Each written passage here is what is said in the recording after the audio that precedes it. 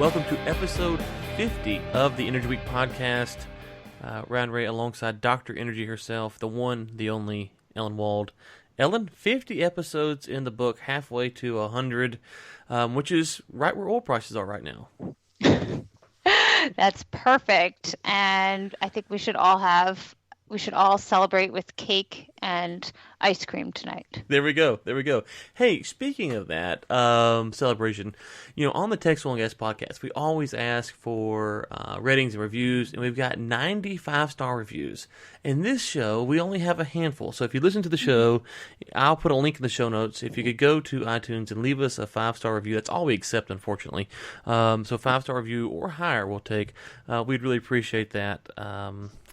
It'd be a nice Christmas gift for Ellen and me as we get into the end of the year, which reminds me, Ellen, we have this week's show.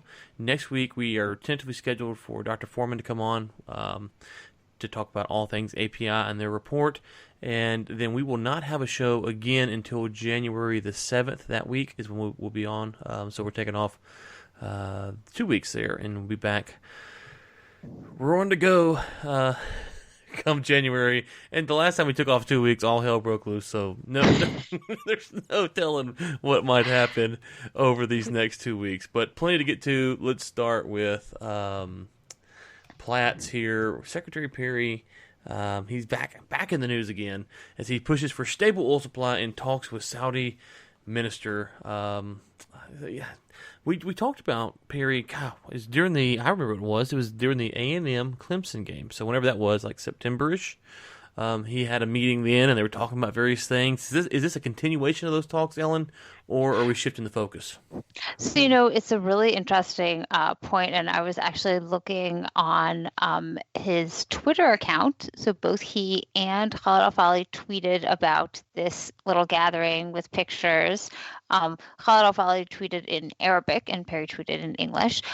But what's interesting is that it was clearly one of these visits to Aramco. Let's see what we've got going on. They pulled out all the fancy things, the carbon capture car, and to impress Secretary Perry. But there was mention that there was a meeting where Secretary Perry, I believe, I'm going to try and look this up on Twitter because I think they only mentioned it on Twitter, but where he encouraged, perhaps was the word, that he used. He encouraged Saudi Arabia to, continue producing, to prevent there from being any sort of oil shortage, keep prices low. Here we go.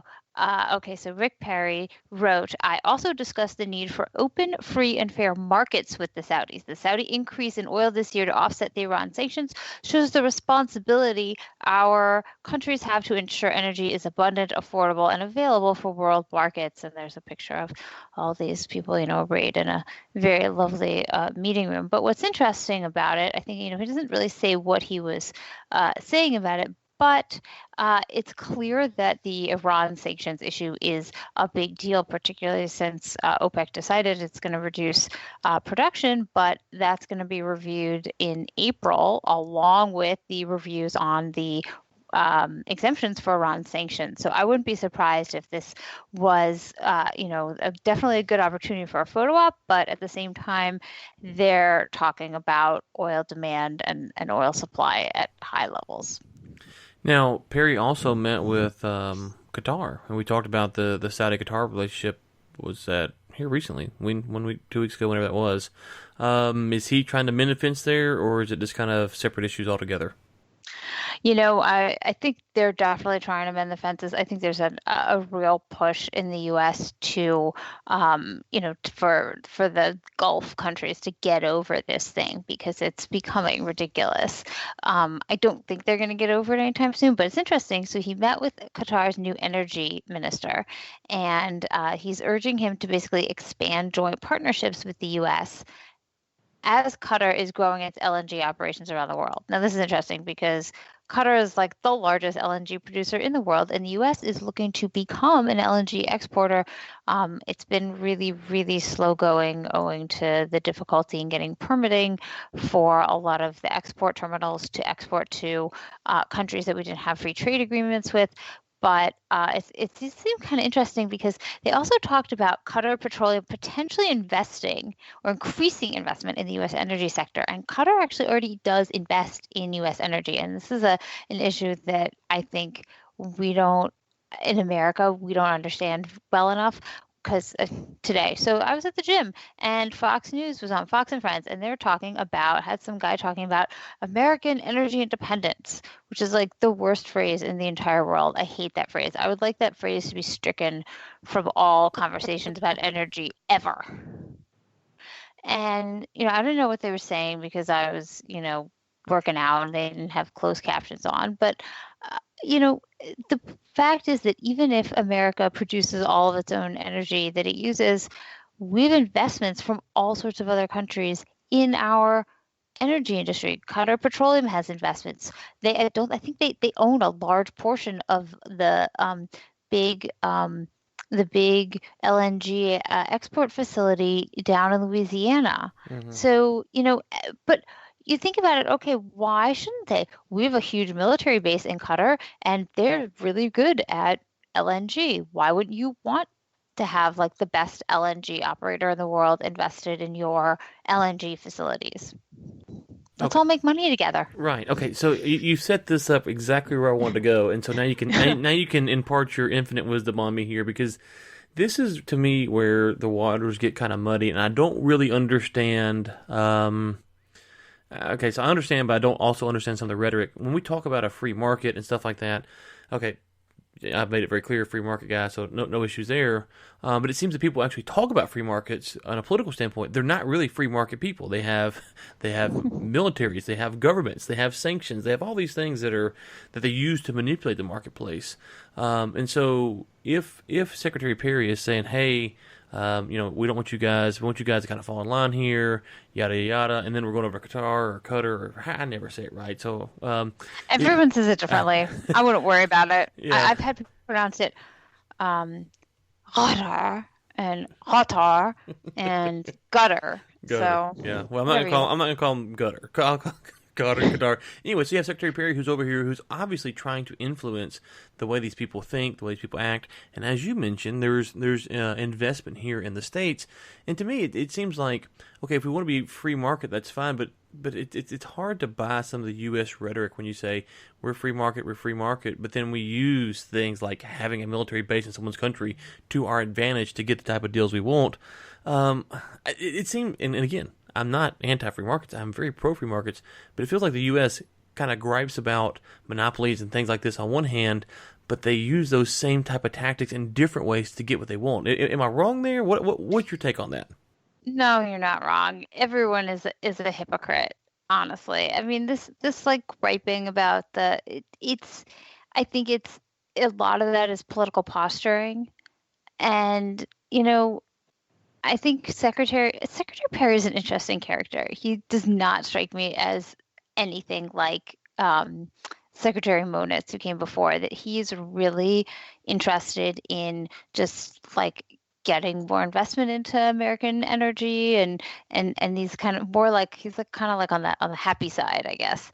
And given how much trepidation we're now seeing, look, we're going to talk about the NOPEC legislation, but say we do pass this NOPEC legislation, which apparently would allow the U.S. to basically like sue and maybe appropriate assets from countries that are involved in the OPEC cartel, okay, on like anti-free trade things, and they'll hit them with all these anti-free trade lawsuits. So Qatar's just quit OPEC, so I guess maybe they know something we don't. Maybe they know that OPEC legislation is coming, and they're doing this to safeguard their investments in the U.S. I don't know. I don't think that's why, but possible. But so then, why are we going around trying to get business from all these countries if we're going to then?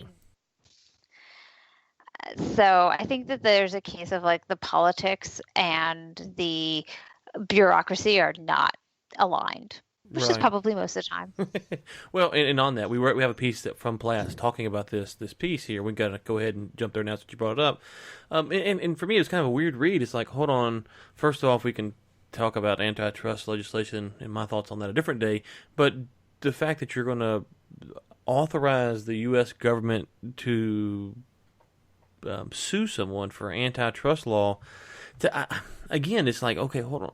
And I hate to make these arguments here because it feels like you're anti-America or you're pro this, you're pro that, and it's more a philosophical thing from a free markets and how I think the market should work standpoint. And I don't understand, and this is where I struggle, is like what you're saying is you going, hey, we want to take out the OPEC oil cartel because they're a monopoly and da. Oh, okay, we can have that discussion, that's fine.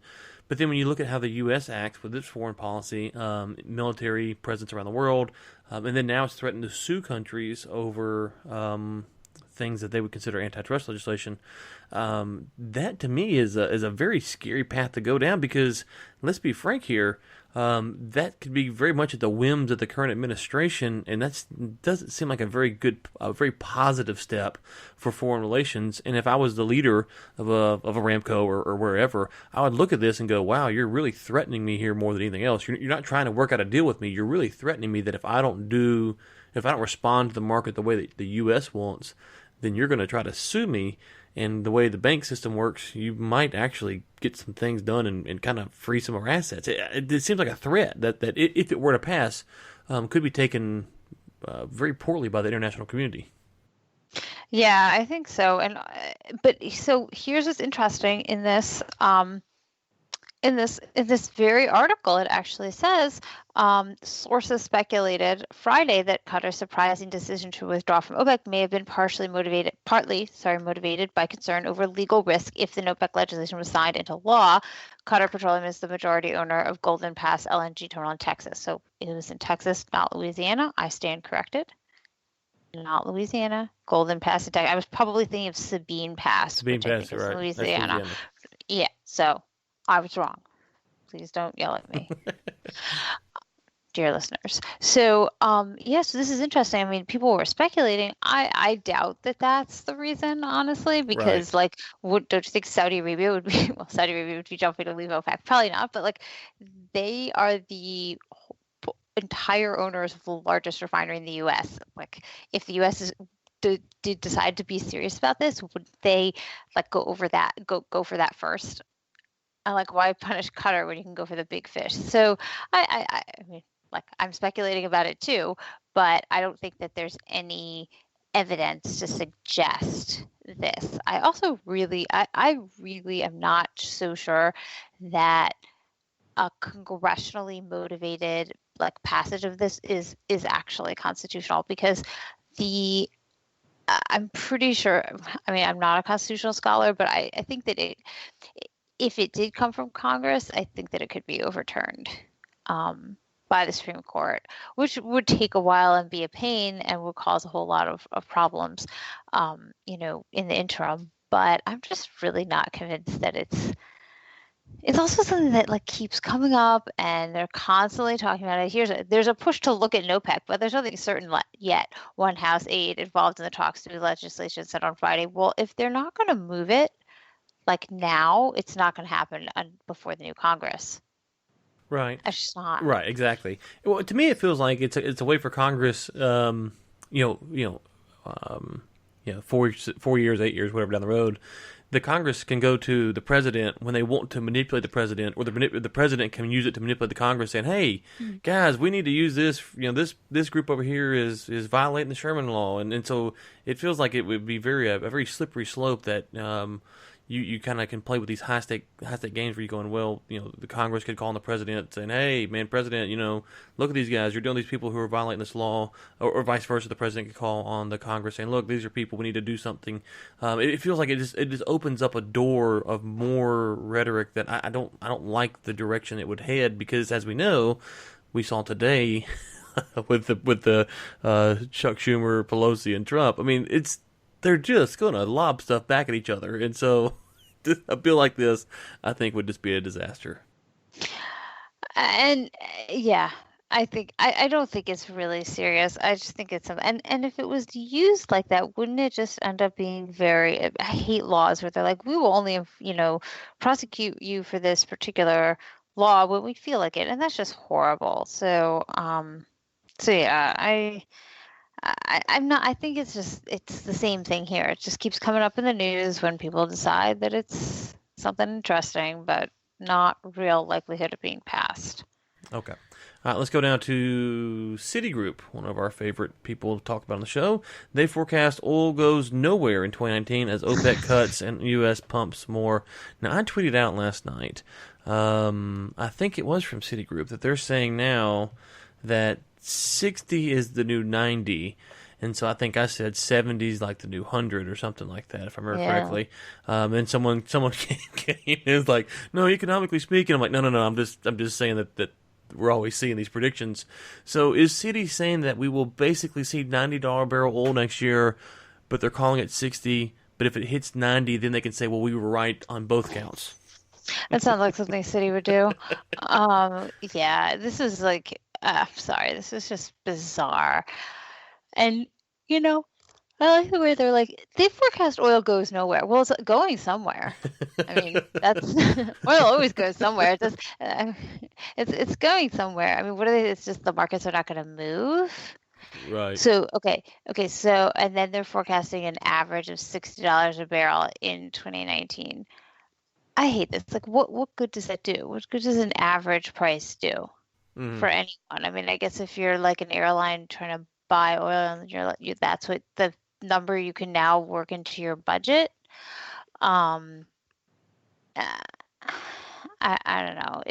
But now they say they anticipate a volatile market also. The United States, Russia, and Saudi Arabia have different preferences for oil prices. Okay, we got to go unpack this because this just seems bizarre and insane. Oh, look, there's a video of Halima Croft outside of the OPEC building. They had some very nice lights out, very festive lights outside the OPEC building this year. It was a new addition. They must have heard you were coming. Yeah. Well, the whole of Vienna is just like lit up in this beautiful way, but OPEC building was just the OPEC secretariat it was just this big concrete structure, and at least this time they hung some lights. Okay, so let's see, what were they saying about the Citi currently sees demand for oil growing at 1.31 million barrels per day in 2019. Now, is this more or less than OPEC thinks demand is going to grow? That I'm interested in. Well, I love that they write these like client notes. While two presidents and a crown prince are behind policy drivers of oil prices in the near term, they can't push market prices far from equilibrium price levels for too long. So they're behind the policy, but they can't actually affect anything, is what they're saying. Well, Does that make sense? Yeah. Yeah, I don't necessarily. I mean, so I guess on some level I can see what they're saying, but on another level I don't think they're necessarily right. I mean, there are certain things that so for instance, if President Trump came out tomorrow and put us in a full scale war somewhere, obviously that would impact prices. Or if he did something to executive ordered and stymied American production. So right, he's like executive order. Build that Keystone XL pipeline now. Right. So I mean, I don't like to throw this stuff out there. 'Cause I don't know all the executive orders and how far they can go. But there's definitely things that they could do, to push the markets for a long, especially the Crown Prince. So that makes sense. What about Putin? So that makes a lot more sense. I've been enlightened. I think that does make a lot more sense. But Putin, okay. So what can Putin do as a policy driver other than basically saying, Rosneft, do what I want? Mm-hmm. So policy-wise, okay, so Putin's got his involvement in Syria, which doesn't really do anything to oil prices, right? Right. He's got his thing in the Ukraine, which also doesn't really do much for oil prices. So other than his deep involvement with the largest Russian oil producer, maybe, what it could be? Maybe it's the sanctions. Maybe it's the sanctions on Russian like entities, and Hmm. maybe it's his involvement with whether he's going to be involved with Iran or not. Okay, Maybe so that's the policy. I gotta throw this out there. We don't have this in the notes, so it might catch you. It's gonna catch you off guard for sure, unless you happen to follow this. Did you see Rex Tillerson's comments in Houston the other day about President Trump and Putin? No, I heard the Trump comments on Rex Tillerson. So Sergio Chapa, who comes on one of my other shows, was actually there. Wrote a piece for the Houston Chronicle. You can go see some of the notes there. Um, but he basically said a couple things. One, and I would so first off, I have not, to my knowledge, the full video has not been released. But he said a couple things about Trump, and I'll get to the Putin, and we can tie it back into what we're talking about. You know, we'll say the Trump comments for later. Let's talk about Putin. He said that Putin is basically playing 3D chess, and he works harder than all these other world leaders and all this stuff, and that they and he brought up the election thing, and they interfered, and I heard those comments, and I'm like, okay. So he's a really smart guy. And he works really hard, and they interfered with the election. So without getting in that bunny hole, the government interferes with elections all the time. The severity would be the question. But regardless, he talked about Putin, and how he's playing 3D chess. He's not working all these guys. And then I heard an economist, like 2 days later, unrelated, bring up that I think it's Russia's GDP is like the size of New York City or something like that. Yeah, And it's like, and this economist was mocking all these world yeah. leaders for how fearful they are of Russia. He goes, I live in New York City, and he goes, I see Russia, and the guy's like, oh, okay. He goes, no, I mean seriously, this is their economy right here. And I don't remember what the percentage of it was compared to the U.S. He goes, the U.S. is always so worried about Russia and their economy and their military presence. He lists all this stuff out, and I'd never realized. I mean, they got a huge landmass, but from the economy perspective, how much smaller their economy is compared to ours. So how does that at all tie in with these prices and long-term solutions we're talking about? No, this is a really, really important point, and it's funny you mentioned that because, like last week, I was just looking up stuff like this and figured out I wanted to. People kept telling me like, "Oh, Saudi Arabia is such a big economy. The U.S. needs it," and I was like, "What are they talking about? Saudi Arabia has a lot of oil, yeah, but they do not have a big economy." And it turns out that their economy is actually a lot smaller than I thought. Their economy per capita is like small is like on par with like the state of Vermont, I think, which is the smallest economy in the United It's a States. powerhouse. It's like, Vermont's a powerhouse. yes, yeah. Vermont is amazing. I am not dissing Vermont. Vermont is great, but it does not have a lot of people and it does not have a lot of industry. It is an amazing state. Everyone should go there. Enjoy your skiing and your hiking We love and you, your Ben and Vermont. Jerry's and whatever else it is that they have and do there. It's great, I'm sure. I've only driven through it, but anyway, it's beautiful. However, okay, like Saudi Arabia has this economy basically around the size of that, like per capita. And I remember when we were looking this up, Russia is surprisingly small. And this guy has a really good point. Like, I mean, what do they think it is? Like, it's not it's not the Soviet Union anymore. And even when the Soviet Union was the Soviet Union, it wasn't that great. Their buildings fell apart. Hmm. Like, yeah, they built a lot of these industrial cities and stuff, but like it was a house of cards. Hmm. Yeah, no, and I never really thought about that. And I just, and when it got to this discussion, I just remember hearing that guy say that. It was quite interesting because I was kind of taken aback. I was like, oh wow, I never thought about that. And it kind of, for so long, I've kind of had these certain opinions, and I've never considered that. And that's my own fault, obviously, but I've never really considered how to weigh that kind of factor. And so a few weeks ago, I said, hey, how these state-owned oil companies, they can withstand some of the shale producers, and I kind of thought that kind of sounds good. And then you go, well, dang, Russia's economy per capita is like, I got it right here according to the CIA fact book, they're number 73, which puts them one spot above Greece at 74. And we know, Greece. yes, I mean that's crazy to think about that. Kazakhstan is 78, Panama is 80, Aruba's 81. I mean, so you're not with just the powerhouses per se on a per capita basis. Anyways, so yeah, I don't know. It kind of got me rethinking some of that stuff, and I was just curious what your stance on it was. According to this, the Saudis are 22 for perspective. Huh. Saudi's a bigger economy than Russia. Yeah, Yeah. According to this is the CIA comparison GDP per capita. So See, but yet, like all of the United States, individual states in the United States have bigger economies.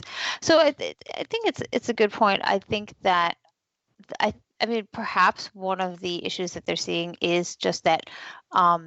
So the way I read it, and Citi also seems to read it a little bit like this, is that OPEC and that Russia's involvement in OPEC is really key for OPEC right now. Look, if it weren't for Russia, OPEC would not have any consensus to cut prices. And so if Putin decides, I've had enough about this, and tells Alexander Novak that, the gig is up and he's got to break up with Al-Fali, and, they're just going to go and do their own thing, then that could really drive oil prices much lower. I just don't think that Putin has a whole lot of political leverage to push prices higher. Whereas, say, Trump could decide to squeeze the Iranians by getting rid of all the exemptions he's given in April, and unless somebody else produces more, that could push oil prices up. Or he can pressure the Saudis to increase production and push price and potentially push prices down. Okay. Now, on your question you mentioned a minute ago, let's kind of wrap up this. It says that they project 1.31 million barrels production in 2019. It says, however, the bank warns that the world's appetite for oil might only grow by a little more than 1 million barrels per day if the United States and China escalate their ongoing trade dispute. A trade deal could lead to 1.56 million barrel per day in growth. And so, I mean, when you hear those numbers, like, well, a million here, 1.56 million here, and you're at 1.31. I don't know. I don't know how much that factors in. Is 500,000 barrels a day? That's a lot of oil, but is that enough to make their predictions that far off, or is it within the margin of error? So let's see. So global oil production is about, I think, 100 million barrels per day. Right.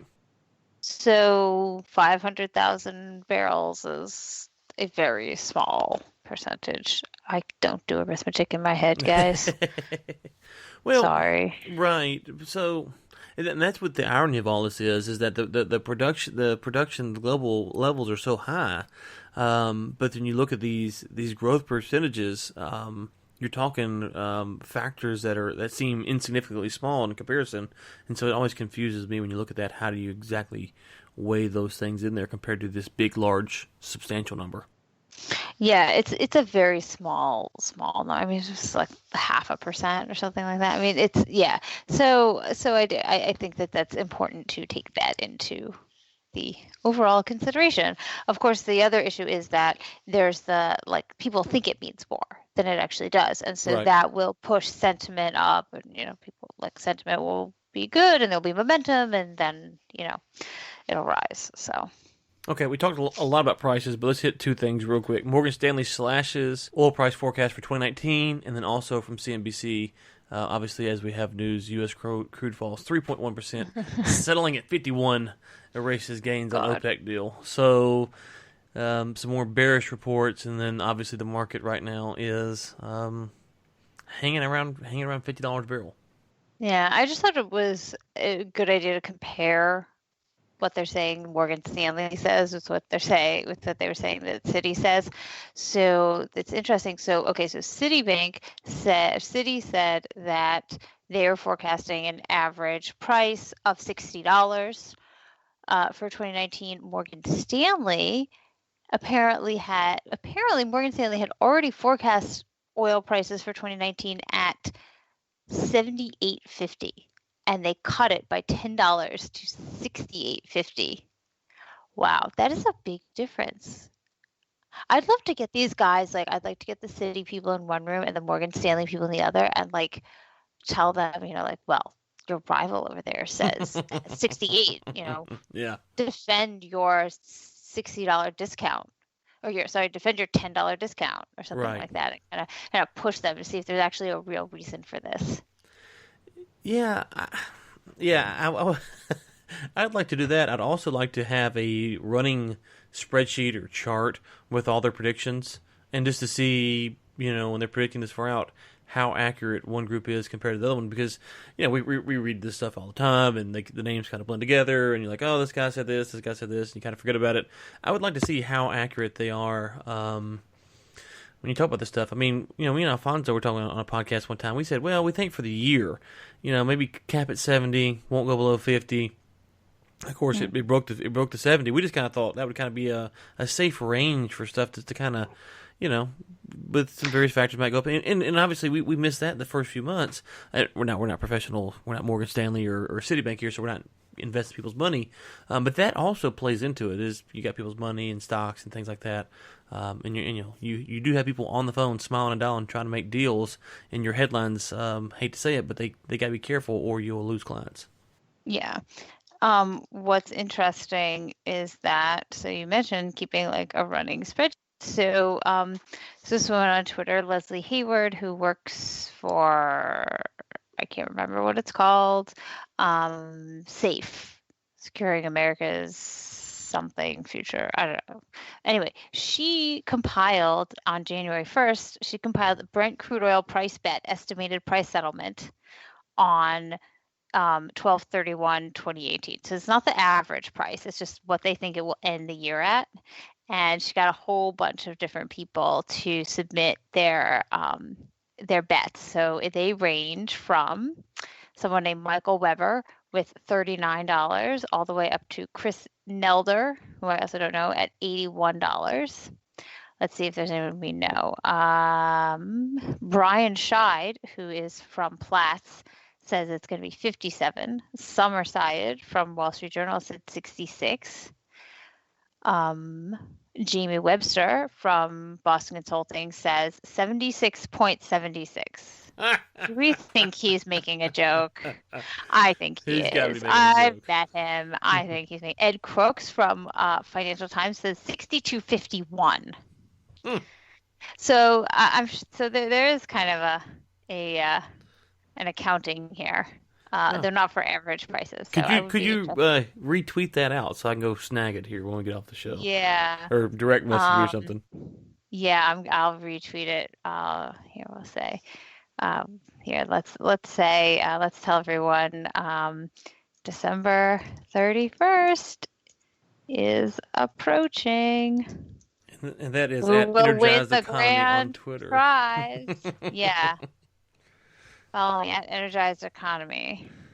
Okay. While you're doing that, I'll go ahead and get the headline for the next story from the Wall Street Journal. Big fracking profit at $50 a barrel. ? Don't bet on it. And I read this piece, Ellen. I've got some thoughts on it. I feel like they do a good job of dismantling some of the maybe misconceptions out there, but I also feel like they probably don't.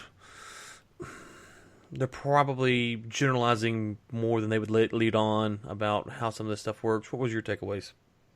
Yeah, I thought it was what I thought was actually really interesting about this article was that like literally the day before or 2 days before, they Wall Street Journal ran an op-ed from a guy whose name I'm of course blanking on, but who is not in any way an oil expert. He's like a professor of like international relations somewhere, but they basically ran an article where he was saying that it doesn't matter anymore about U.S. relations with Saudi Arabia because technology has made shale oil so profitable at $30 a barrel, and it's going to save us, and it's totally changed our foreign policy calculus. I read that and I was like, are you freaking kidding me? Like nobody makes money at $30 a barrel. Like you can cover like your well costs maybe, right? At $30 a barrel. Right. But I mean, and then the next day they run this article about basically saying that the underlying assumption of this guy's op-ed is completely wrong. Both of them in the same paper. It really bothers me. I mean, I understand the editorial people and the news people do not really talk to each other, but still.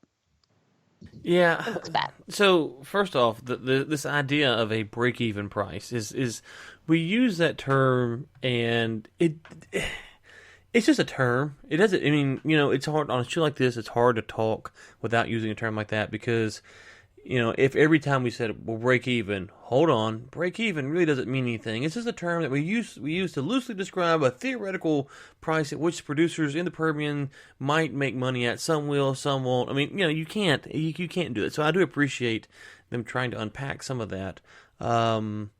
But for me, there's other things in here that it's like, when we follow, not all of these deals, but we do follow a lot of them on the Texas Oil and Gas podcast, just because we, alert the listeners of what's going on, this, that, and the other.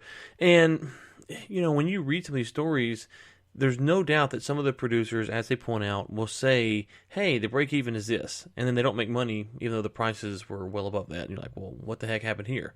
But on the flip side, they talk about they start piling in all of the things that go into this break-even price, and they say, well, the break-even might start at 35, but then by the time you put the cost of land in there, it's 50, and it's like, well, when did they buy the land or lease the land? Those are things that now you're kind of committing the same error that they are, because you can't say that the break-even for the Permian is at $47 or $48 a barrel.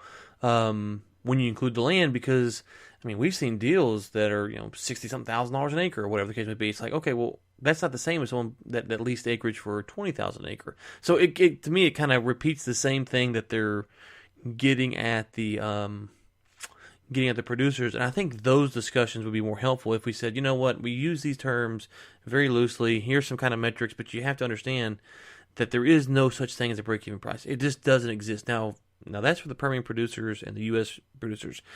As far as international stuff goes, that's a completely different horse. You know what I'm saying? It's not the same as Saudi Arabia and what they're doing, and relocating villages and stuff like that. It's just a horse of a different color. But so I liked it, but I also felt like they kind of did the same thing that they are accusing the industry of, which is not exactly breaking it down like it should be. It's like, well, okay, you get it right, but then you also omit that you're kind of guesstimating on what the break-even price is here on the top end. That's a really, really good point. And I think that's a really good point that you don't get from just reading this article.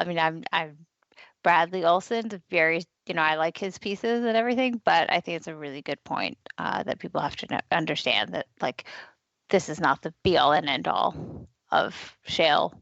I'm using air quotes. Yeah. Break-even prices. Right, and again, I'm not saying that they're trying to mislead or anything. It's just, to me, I just kind of chuckled. It's like, well, you want to break out the term break even. Well, the reality is we don't know what the break even is, and even here, they're only accounting for publicly traded companies, if I had to guess. So the privately traded companies, you would have no idea what their break even is because you don't get to look at their numbers. Correct? Yeah. I would say that's true. So it's a sample size, but it's not it's not 100%. And I'm not saying these numbers aren't close, Ellen, just so we're clear. I'm not saying that they're not close, but I'm just saying you can't, I don't know if you look at someone like Diamondback, what their break even is compared to someone like Pioneer, or someone like Marathon. You would think that there's going to be some different. Diamondback has been very aggressive in purchasing, so you would imagine that there's a little bit higher. But when you think of the break even, I'm curious from your perspective. When you look at someone like Aramco, how do they look at a number like that? Do they have a general break even? Do they kind of subset it into different parts of the country? How do they, or do they even not even use a term like that? Yeah, they don't generally even use that term as far as I know. They look at it as we can produce oil for between $2 to $10 a barrel. Okay. So depending on where they're producing it from. Right. Now, most people, though, when they look at a company like Aramco, they're not looking at that price at all. They're saying what price they need to sell oil at in order to fund the kingdom's budget, right, which I think is actually very problematic because, at least when it comes to Aramco, that's not how it works. The money does not go directly into the budget. It goes to Aramco. Aramco pays taxes. So Saudi Arabia could decide to increase its taxes or decrease its taxes on Aramco, depending on what it wants to do.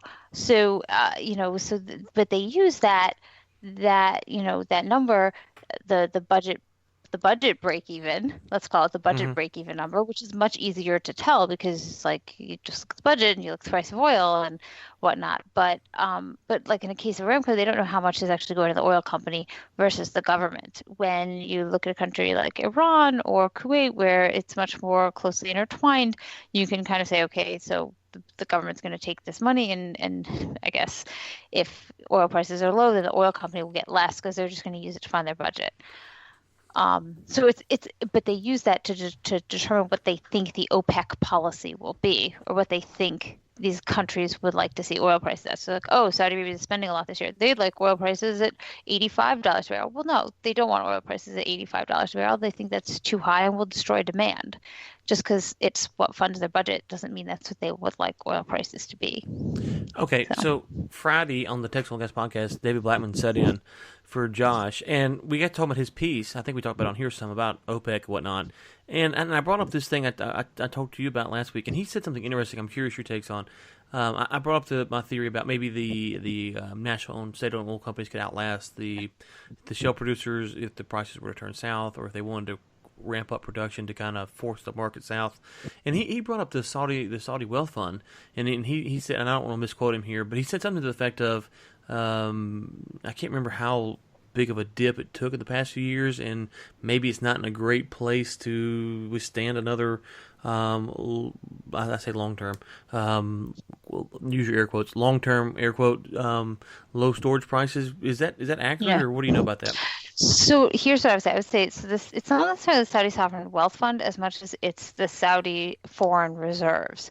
So when they were doing this the first time back in 2014 and in 2015, when they started the prolonged lower oil prices, the Saudi foreign reserves, so basically like dollars in foreign banks, was at like 800 billion, which gives them a huge cushion. Now they've drawn that down a lot.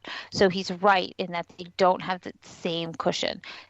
And they also probably will not find people quite as interested in lending to them. So the Saudis also decided to do back then was, rather than dip into those foreign reserves, they also just took out loans because they could get really good rates and everyone was willing to lend the money because they can always just sell more oil to pay it back. So they were seen as a very good risk. And so that really, helped them when they couldn't fund their budget. And there's nothing wrong with going into debt. Like, I mean, I don't suggest generating debt along the lines of the United States, especially when your economy is not very big and you're not using that debt to really grow your economy. But yeah, I don't think they're not in quite the same place as they were before. They still have a lot of money in their foreign reserves, but not as much. And when they're also trying to do a lot more with it now than they were back then. Okay, interesting. Plus, everyone's scared of, Saudi. Okay. You can go listen to David's comments on the Texas Oil and Gas podcast for listeners. I didn't want to misquote him because, nothing worse than that, getting misquoted. So anyways, but that's good enough answer for me. Okay, Ellen, I think that's it for episode 50. We've got one more. Where will you be this week? This week, so I am going to be on investing.com, and I will also be on Forbes. I have kind of like a what's in store for oil markets in 2019 coming up on Forbes, so that should be interesting. And I'll probably be running down. I was on this show in France 24 called The Debate, where basically you hang out for like 45 minutes and debate a bunch of other people about a certain topic. We talked about Saudi Arabia, and so I'll put that in the show links because it was kind of an interesting conversation between four people with very, very different viewpoints. Okay, and I've already... Where will you be? I will be Texas Oil and Gas Podcast, as always. That's where I hang out when I'm not hanging out here with you, and I might be on LinkedIn a little bit. I'm actually technically on vacation, or as my international friends would say, holiday. I'm on holiday until January, so I'm just kind of hanging out and getting some small things done. But I will be on Texas Oil and Gas Podcast. We have one more show, so we have a show coming out Friday. If you happen to listen to that show, we are giving away our VIP experience to the Rodney Strong Vineyard in Sonoma County, California. So be sure to leave a rating review on the Texas Oil and Gas Podcast. Slight plug there. Anyways, all right, Ellen, it was good to get back. We'll be back next week. I guess that's it. Yeah. All right. See you next week for number 51. which might be the price of oil.